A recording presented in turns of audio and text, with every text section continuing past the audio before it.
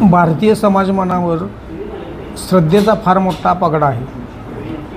वेगवेगळ्या जाती धर्मात विभागलेला भारतीय हा कोणत्या ना कोणत्या स्वरूपामध्ये श्रद्धाभक्ती व्यक्त करत असतो। मात्र ती श्रद्धाभक्ती डोळस असावी असं हजारो वर्षापासून संत सुधारक किंवा शानीसुरती माणसं सांगत आलेली आहेत।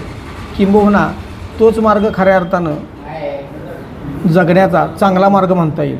काल पण होता, आज पण असेल आणि तो भविष्याची गरज देखील असेल। मात्र आपण पाहिलं की अनेकदा अशा या श्रद्धाळूंचा किंवा त्यांच्या निर्मळ भावनेचा गैरफायदा घेऊन अनेक प्रकारचे गैरप्रकार आपण पाहिलेले आहेत, उघडकीस येतात वारंवार। कधी आर्थिक फसवणुकीसारखा येतो, कधी आघोरी विद्येसारखा येतो, किंवा अलीकडच्या काळामध्ये मोठ्या प्रमाणावरती लैंगिक शोषणाचे प्रकार उघडकीस आलेले आहेत।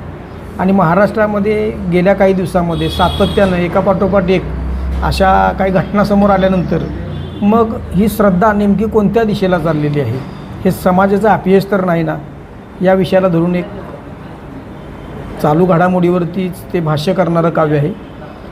कवितेचं शीर्षक आहे सामाजिक अपयश।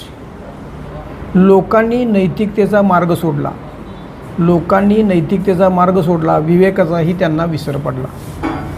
श्रद्धा भक्तीचा खरा आणि सत्यमार्गच चुकला आणि म्हणूनच भोंदूबाबांचा सुळसुळाट झाला।